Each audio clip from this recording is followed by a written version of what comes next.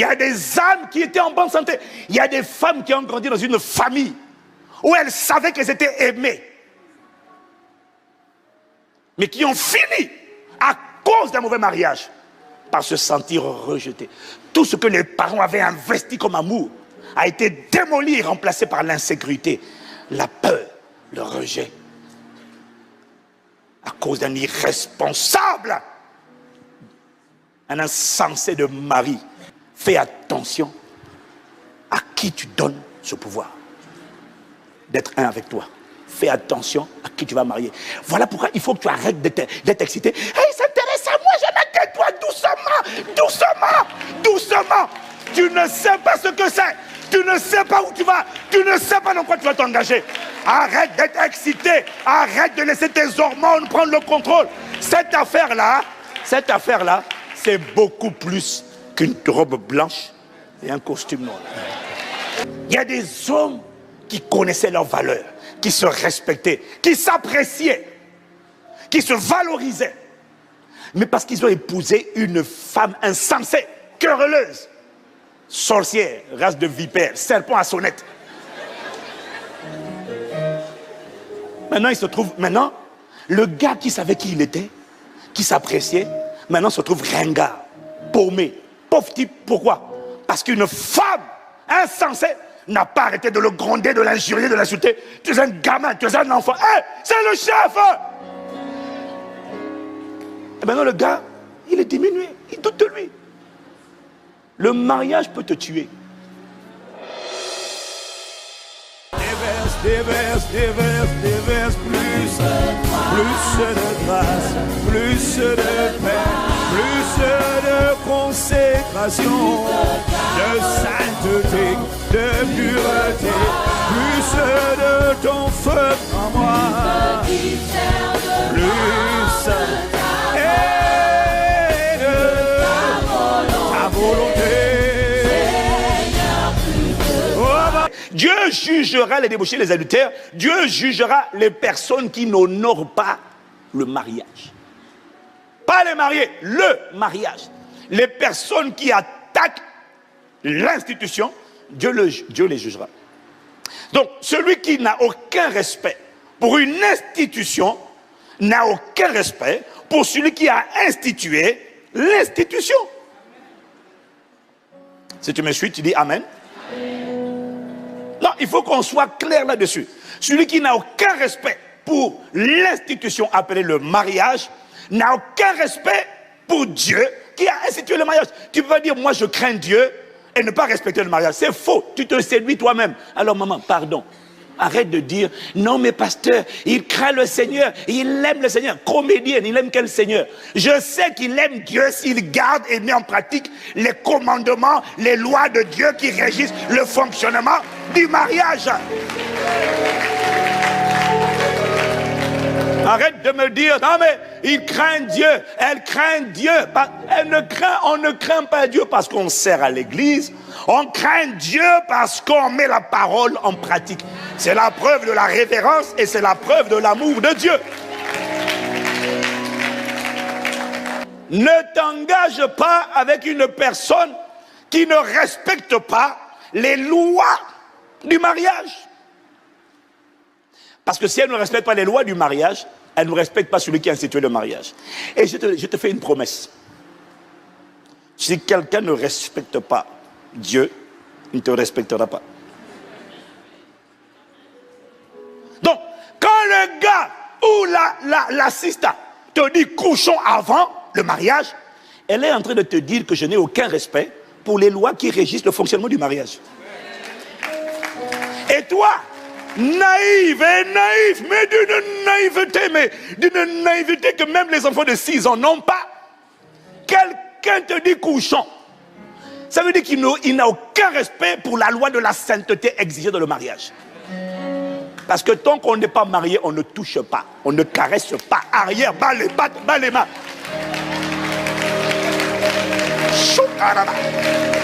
Je t'avais dit. Quelqu'un te dit couchons, tu ne discernes pas que, un, il ne respecte pas Dieu, Et s'il ne respecte pas Dieu, il ne te respectera jamais. Mais toi, il te dit couchons et tu dis, je vais quand même l'épouser. Avec moi, ça va aller. Waouh! Tu sais ce qui se passe? Et la plupart du temps, tu penses sur ça, ce sont les femmes. Piégées par ton instinct maternel. Parce que la femme a une grâce extraordinaire. Elle a un sixième sens. Le sixième sens de la femme lui permet de détecter un intubeur. Une femme qui a été trompée sait qu'elle a été trompée. C'est pas vrai? Elle le sait. Sans même que le gars dise, elle sait. Parce qu'elle a le sixième sens. Le sixième sens là, c'est pour détecter. La plupart des femmes détectent les faux types. Mais, même quand elle a détecté, Kaya Marasaya, Yedolo Masha. Regarde. Le Saint-Esprit m'a montré. Elle a détecté, mais l'instinct maternel lui dit, non mais, je vais l'aider à changer. Sa propre maman n'a pas réussi à l'empêcher d'être devenu ce qu'il est devenu. Ça c'est un. Le Saint-Esprit n'a pas réussi encore à le changer. Mais toi, tu as la naïveté de croire que toi, tu vas le changer. Waouh! Oh, Kaya Marabouche. Naïveté. Le gars est broke. Ton sixième sens te le dit. Mais ton instinct maternel t'empêche de suivre ton sixième sens. Et tu te dis non, il est broke. Mais il y a peut-être quelque chose de bon qu'on peut faire sortir. Sa maman n'a pas réussi jusqu'à aujourd'hui. Le Saint-Esprit n'a pas réussi. Alors le Saint-Esprit m'a dit donc, sa maman n'a pas réussi.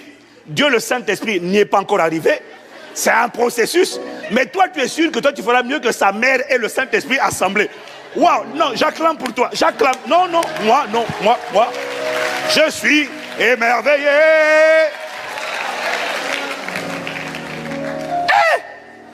Non, j'ai pas entendu. Tu fais quoi?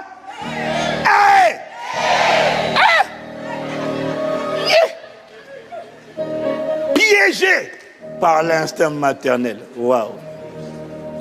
Que Dieu te délivre de ce piège au nom de Jésus-Christ. Il te donne le discernement et la lucidité. Ça va, non?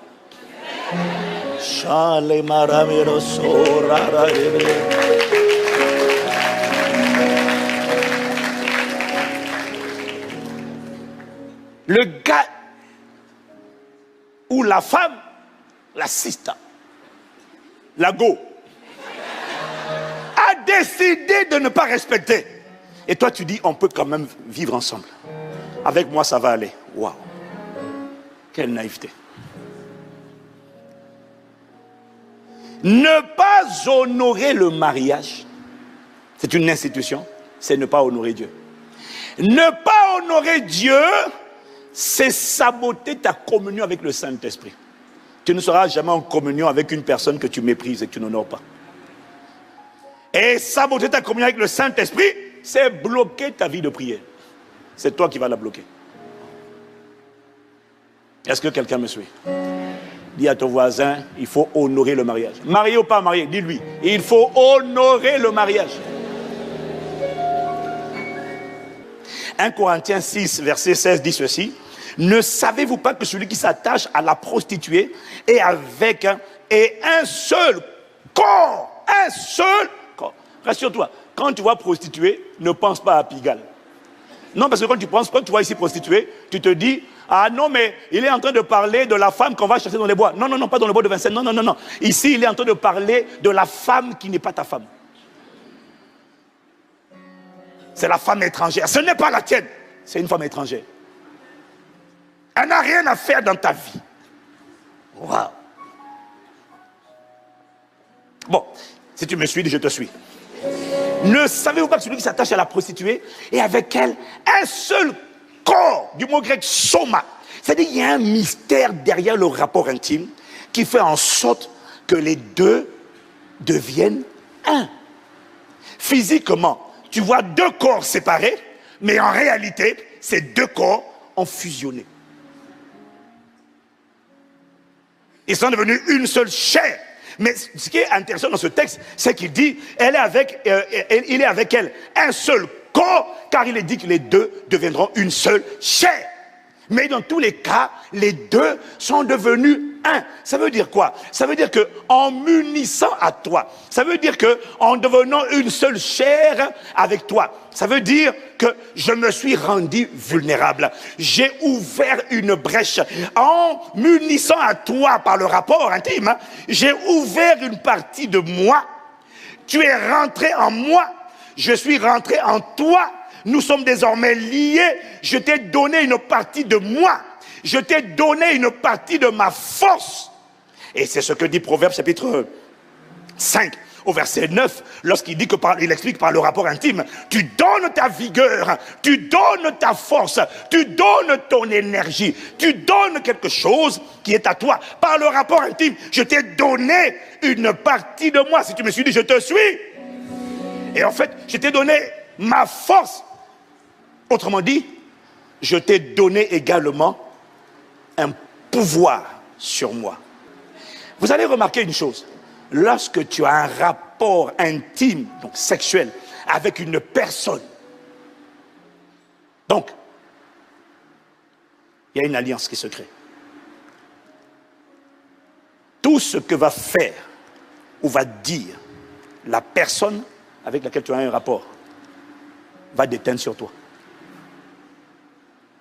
Dès qu'il y a un rapport, si elle t'injurie, le monde t'injurie, tu n'en as rien à faire. Mais quand cette personne t'injurie, quelque chose en toi cassé. Quand elle t'encense, quelque chose en toi monte. Tu n'es pas indifférent. C'est la puissance de l'alliance. Quand tu as un rapport avec quelqu'un, si c'est récent, tout ce que va dire, va faire cette personne. C'est pour ça que parfois, tu ne comprends pas. Et même toi et moi, on ne comprend pas. Mais pourquoi elle couche avec un gars? Le gars la détruit, le gars la rabaisse, ou la femme l'injurie. Mais pourquoi il est encore avec elle? Elle est liée. Ce que la personne dit l'affaiblit. Même quand toi tu parles, même quand Dieu parle, Dieu la fortifie. Mais son conjoint peut vider d'elle ce que Dieu a mis en elle. Dieu l'a fortifié. Son conjoint, si c'est quelqu'un d'insensé, de méchant, peut enlever toute cette force. Comment? Une parole, une action. Ils sont liés. Fais attention à qui tu donnes ce pouvoir d'être un avec toi. Fais attention à qui tu vas marier. Voilà pourquoi il faut que tu arrêtes d'être excité. Hey, s'intéresse à moi, je m'attends toi doucement, doucement, doucement. Tu ne sais pas ce que c'est. Tu ne sais pas où tu vas. Tu ne sais pas dans quoi tu vas t'engager. Arrête d'être excité. Arrête de laisser tes hormones prendre le contrôle. Cette affaire-là, c'est beaucoup plus qu'une robe blanche et un costume noir.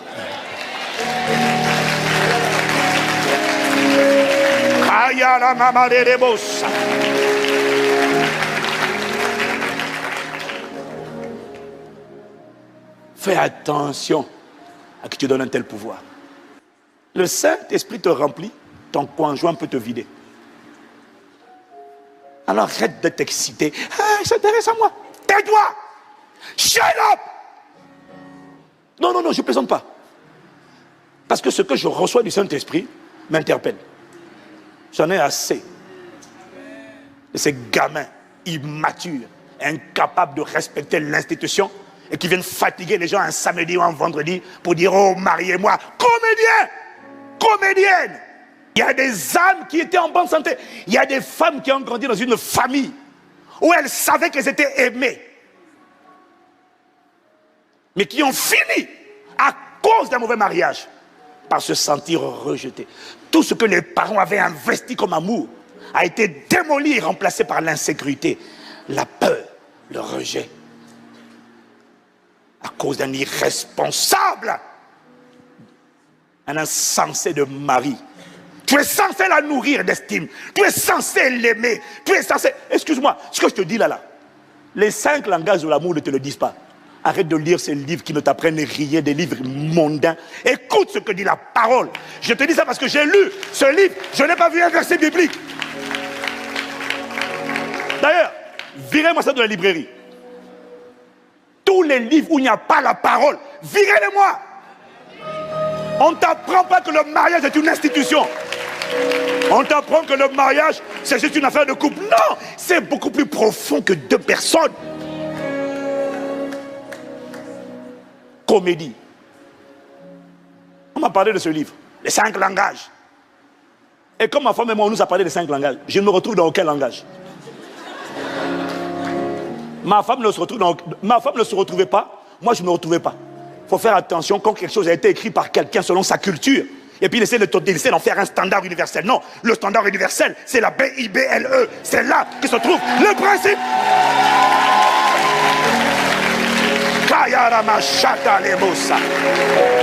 Quelqu'un me dit amen.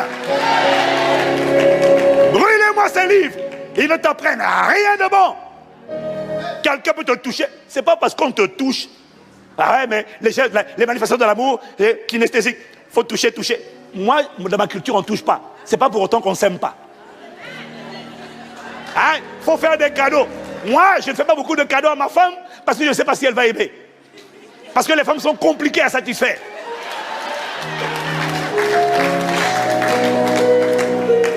Mais elle sait combien je l'aime. Combien je bénis Dieu. Elle le sait. Elle n'a même pas besoin de cadeaux. Elle le sait.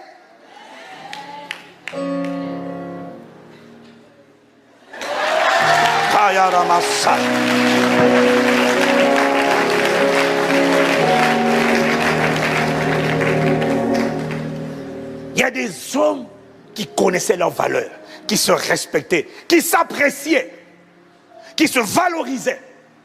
Mais parce qu'ils ont épousé une femme insensée, querelleuse, sorcière, race de vipère, serpent à sonnette.